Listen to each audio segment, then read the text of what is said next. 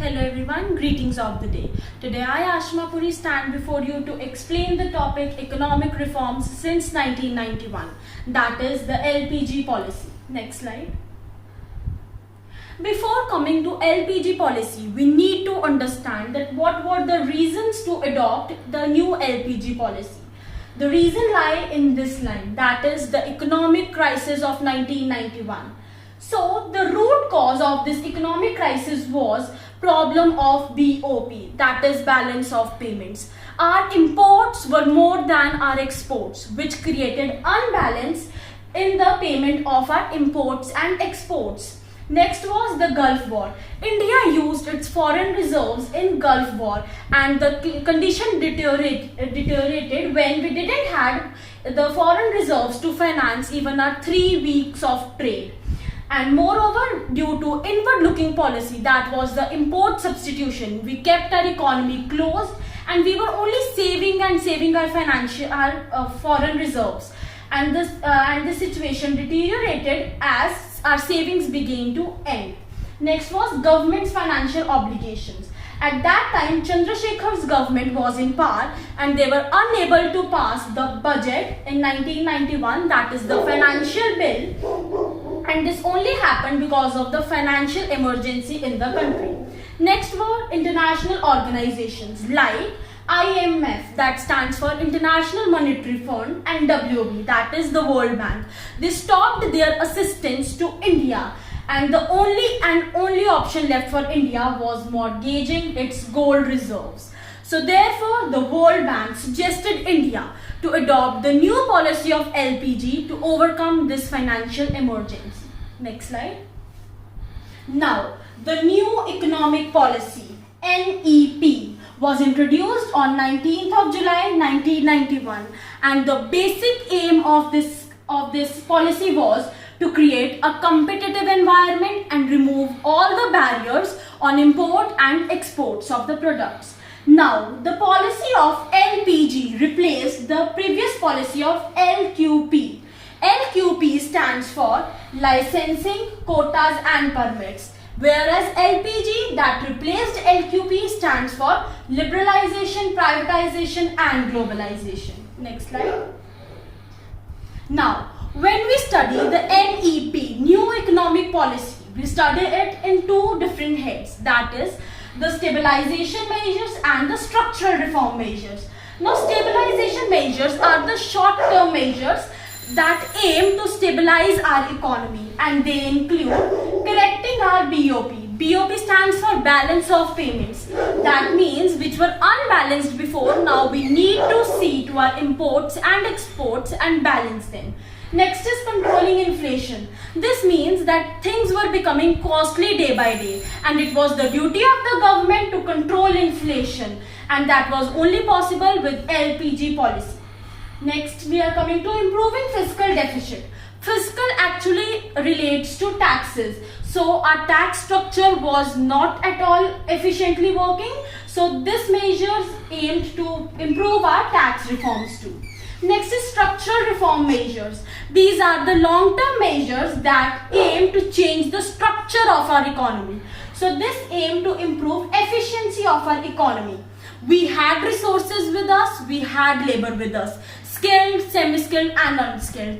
Moreover, we had the capacity also because we produced large-scale industries in the public sector. But now the only problem was lack of international competition. We didn't have private enterprises nor MNCs. We kept our economy closed and therefore public sector was not at all working efficiently.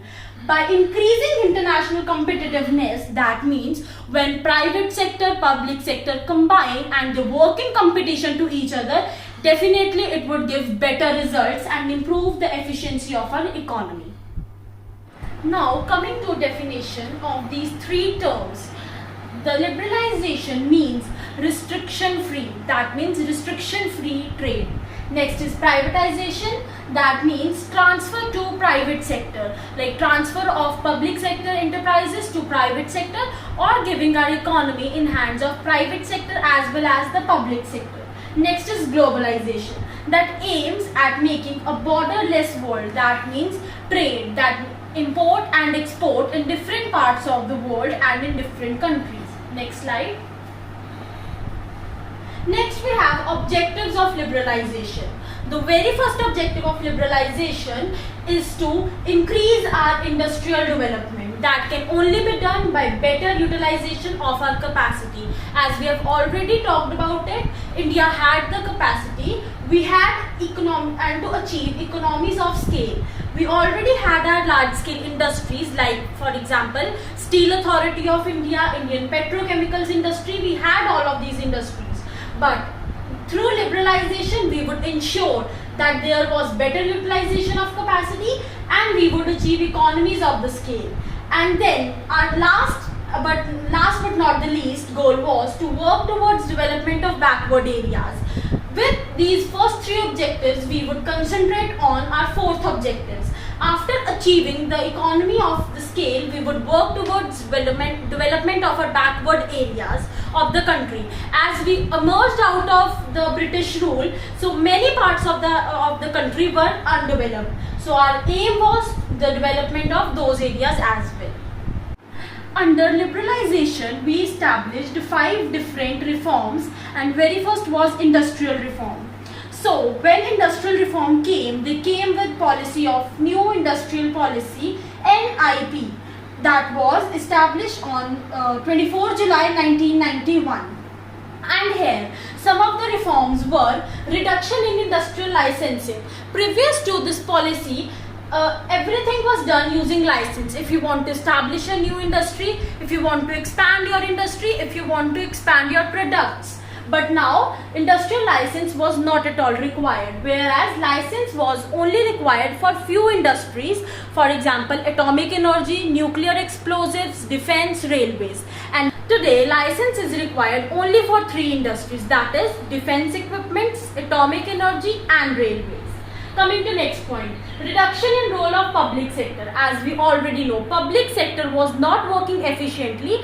There was an entry of private sector. That means a new competitor came and the establishment was 50% for private sector and 50% for public sector.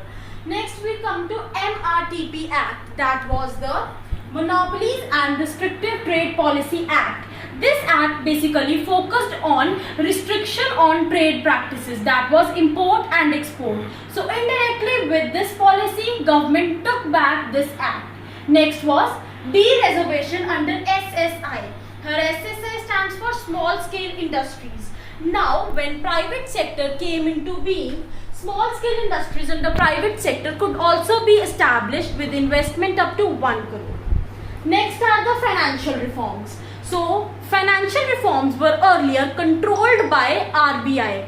See the word controlled. So now it was all controlled by RBI. But after these reforms came, RBI became a facilitator. From a regulator, it became a facilitator.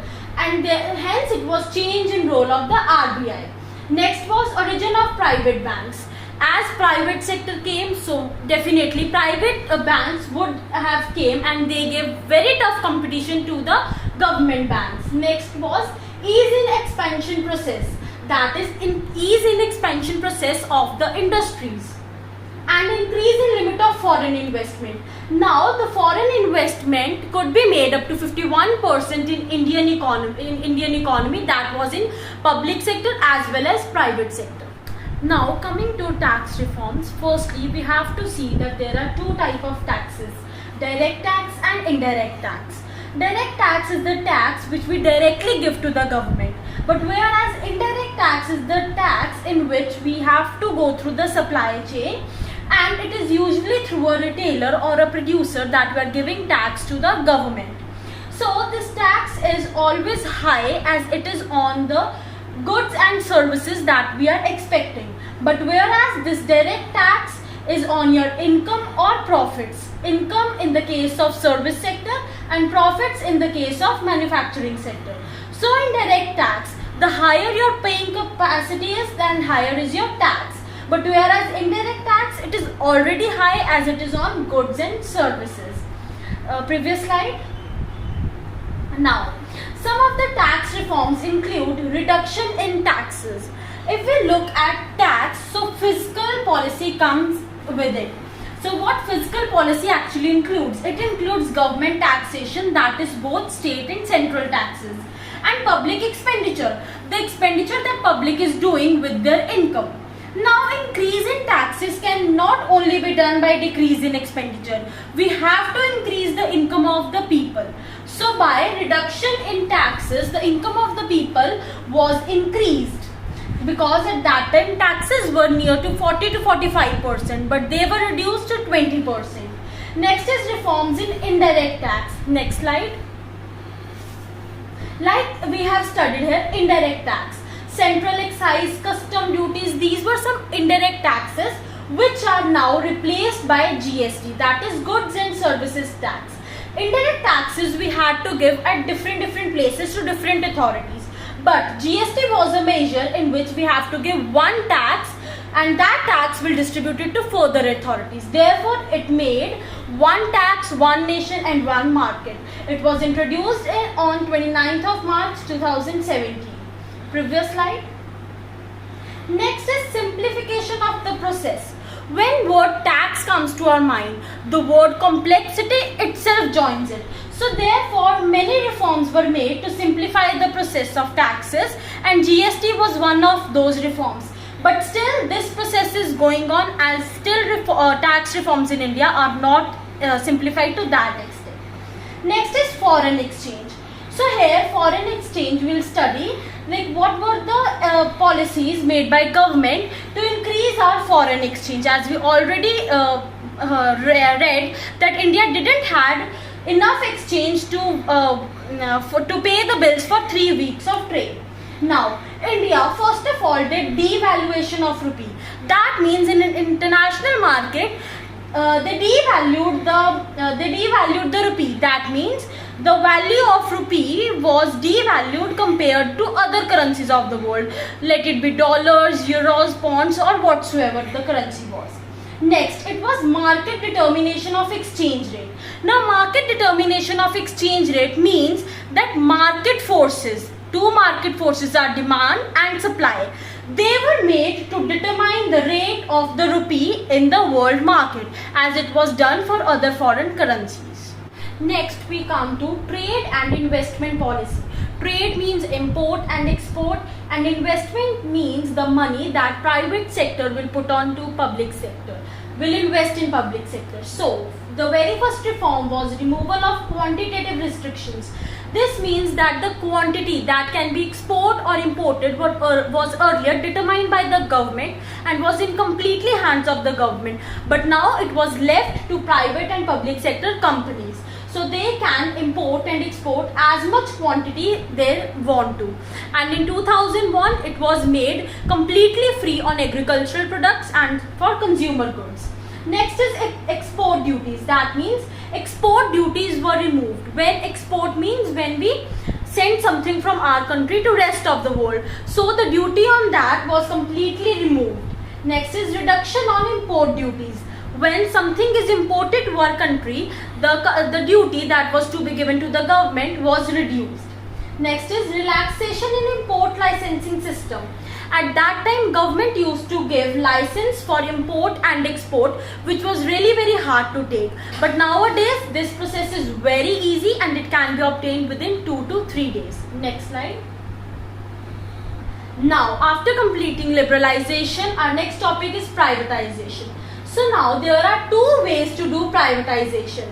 The first is transfer of ownership management to public to private sector. When we transfer all the management, all the ownership, everything to the private sector from public sector. And the other way is de-investment.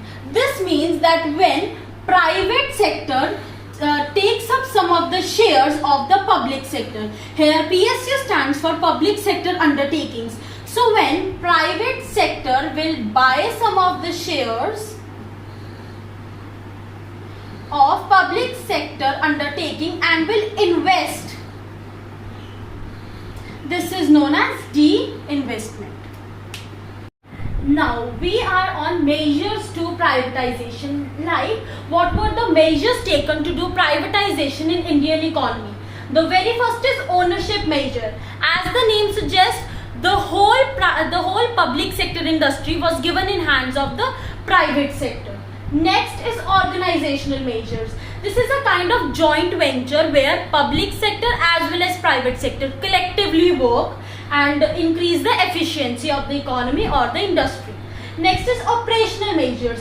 Here the management, the policies to be made are given in private sector, hands of private sector, but whereas public sector has the right on the factories and all the work is proceeded by public sector, but the thinking, the human capital is of the private sector. Next slide. Now we can't say that public sector was not at all working. It was working, and therefore it gave us these 9 companies. Those were working really hard and their profit level was very high as compared to other countries. So government gave them status of Navratans, and these are the 9 companies, and the way to learn these companies is 2 boys BB had watched news on state of Indian economy twice. So Indian economy twice means I will come twice. These are the companies. Next. Now when some companies from Navratans were working really very hard and they were giving more profits to Indian economy, they were shifted to Maharatans, and these were the name of Maharatans. And to learn this technique you have to learn GB2 Sonic. That means G twice of B SONIC. So these are the companies. And next is Miliratans. Now to encourage some of the other companies to increase their efficiency, government named them Miliratans.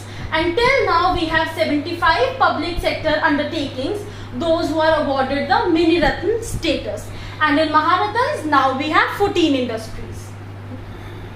Next, policy strategies promoting globalization. The policies of the government, those were promoting globalization in the Indian economy.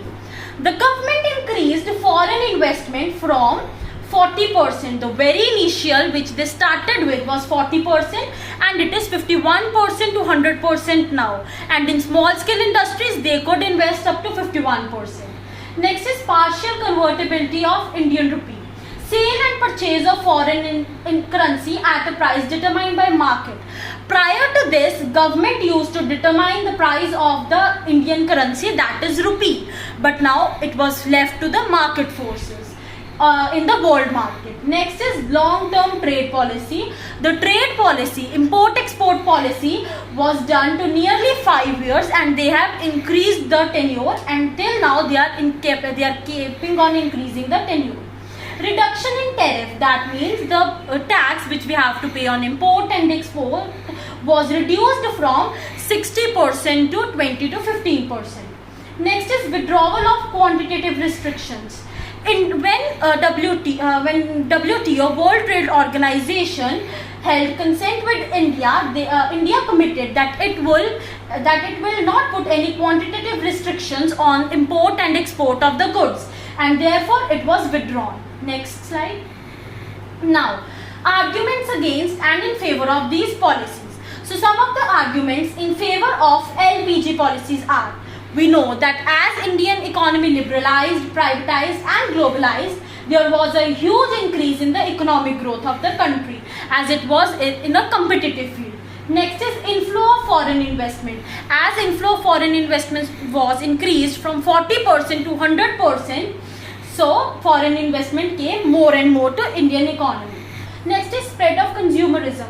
This consumerism actually means that people were really consuming different goods, and they were actually addicted to those goods, and therefore this was a dangerous change that was coming into Indian economy and our society. So it was affecting socio-economic culture of Indian society also. Neglect of agriculture. This means that agriculture was paid no attention in this process, and many of the time government thinks to privatize agriculture, but till now no reform has been made. Next is low level of industrial growth. As we know that this applied to the industries, but still the capital was deteriorating as we had planned it during the time of after independence, but it was deteriorating. Next is ineffective tax policy. Still, Indian government is unable to simplify the tax policy and it remains complex till date. Thank you.